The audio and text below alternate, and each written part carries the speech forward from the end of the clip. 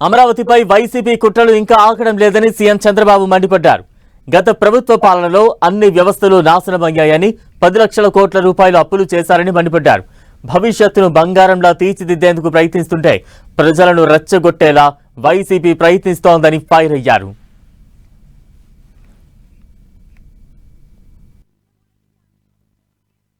నిన్నొచ్చి అంటున్నారు మ్యావిగన్ అంట. అమరావతికి చట్టం కూడా రాజ్యసభలో అయిపోయింది, ఎవరు మార్చలేరు. మళ్ళీ మార్చాలంటే పార్లమెంట్లో అందరూ ఆమోదించాలి.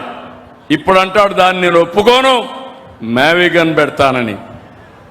ఆ మ్యావిగన్ నాకేం అర్థం కదా, మీకు అర్థమైందా? ఏం మా ఆడబిడ్డలు జంజీ మీకు అర్థమైందా? మీకు అర్థమైందా? పెద్దలు చిన్న పిల్లల్ని అడిగినా చీ కొడతారు, అవునా కాదా? చీ కొడతామని చేతులు పైకెత్తండి. ఇలాంటి బాధ్యత కలిగిన రాజకీయ పార్టీలు బాధ్యత లేకుండా ఆ పార్టీని అడ్డబెట్టుకుని ఇష్టానుసారంగా చేయడం, మతం ప్రాంతం అని వర్గం ఒక్కొక్క పక్క పెట్టి కుట్రలు చేస్తున్నారు. కులం తిండి పెడదు, మతం మనకు నీళ్లు ఇవ్వదు, కానీ మన నమ్మకం. కానీ సమస్యలు పరిష్కారం చేసేది సమర్థవంతమైన ప్రభుత్వం పరిష్కారం చేస్తుంది. ప్రజలందరూ కలిస్తే మన భవిష్యత్తు బంగారు భవిష్యత్తు అవుతుంది. కొంతమంది ఇలాంటివి పెట్టి రెచ్చగొట్టాలని ప్రయత్నం చేస్తున్నారు. ఆ విషయం కూడా మీరు గుర్తుపెట్టుకోవాలి. మొన్న విజయవాడలో ఒక జరగరాని సంఘటన, నేను ఎప్పుడు కూడా ఇలాంటి సమర్థించను. జరిగితే దాని కుల రంగు పుంజి పవన్ కళ్యాణ్ గారిని ఇష్టానుసారంగా స్క్రోలింగ్ చేసే పరిస్థితి వస్తారు. ఈరోజు అమరావతికి వెళ్ళారు, ఎవరు వెళ్ళమన్నారు మిమ్మల్ని? అక్కడికి కుట్ర చేయడానికి వెళ్ళారు. ఇప్పటికే అక్కడ రైతాంగం బాగా ఎఫెక్ట్ అయ్యారు, కోపంలో ఉన్నారు. 5 సంవత్సరాలు పోరాడారు. రాష్ట్ర రాజధాని కోసం నమ్ముకున్న భూమిని ఇస్తే 5 సంవత్సరాలు వాళ్ళని తిప్పి తిప్పి ఆడబిడ్డలను అవమానించి ఇష్టానుసారంగా చేసి ఇప్పుడేదో రాజధాని కడతా ఉంటే వాళ్ళు బాగుపడతామని హోప్ వస్తే మళ్ళీ ఇష్టానుసారంగా వెళ్ళి కుట్ర పన్నేదానికోసం రెచ్చగొట్టేదానికి పోతే వాళ్ళు తిరుగుబాటు చేశారు. నేను అడుగుతున్నా మిమ్మల్ని, మీ పొట్ట కొడితే మీ కోపం రాదా అని మిమ్మల్ని అడుగుతున్నా. వస్తుందా లేదా?